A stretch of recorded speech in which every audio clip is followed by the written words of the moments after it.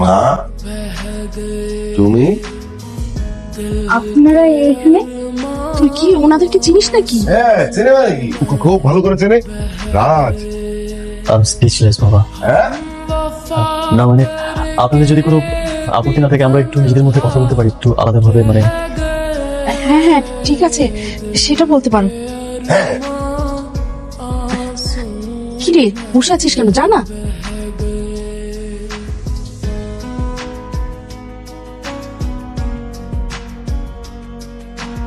কি হলো আমি না ঠিক বুঝতে পারছি না। একটা চিমটি গেল প্লিজ। মানে আমি আসলে বিশ্বাস করতে পারছি না, এটা কিভাবে সম্ভব? এত ঢং করছেন কেন? তুমি আমাকে দেখে আকাশের চাপ পেয়ে গেছেন। ম্যাডামের বোধ হয় অনেক অভিমান হয়েছে তাই না?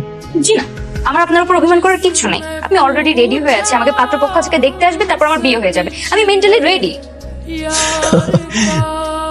আসবেন না? ট্রাস্ট মি, আমি আসলে বাবার জোড়াজুড়িতে আর পারিনি, এতটা ফোর্স করেছে আমায়। আর ফুপুর কথা রাখা ছিল।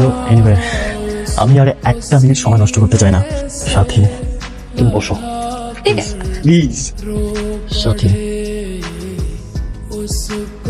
তুমি যেদিন থেকে আমার জীবন থেকে চলে গেছো আমার জীবনটা এলোমেলো হয়ে গেছে, সবকিছু তছনছ হয়ে গেছে। ট্রাস্ট মি, তুমি আমার লাইফে একটা রঙিন প্রজাপতি। আমি তোমায় অনেক ভালোবাসি। ডাক্তার মশাই হঠাৎ করে এত কাব্যিক হয়ে গেল কি করে? ম্যাডাম প্রেমে পড়লে সবাই একটু একটু কাব্যিক হয়ে যায়। আপনি তো দেখছি কমপ্লিট প্যাকেজ। হ্যাঁ, কমেডি উইথ কমপ্লিট কেয়ার।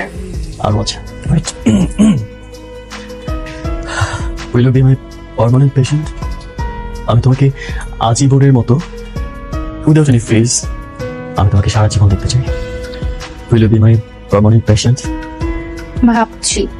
ভাবছি কোনো ভাবাভাবি টাইম তো আমি দিব না। ওইসব কথার মধ্যে তো আমি নাই। ওয়েট, আমি পার্মানেন্ট পেশেন্ট তো হতে পারি, তবে আমার একটা শর্ত আছে। কি শর্ত?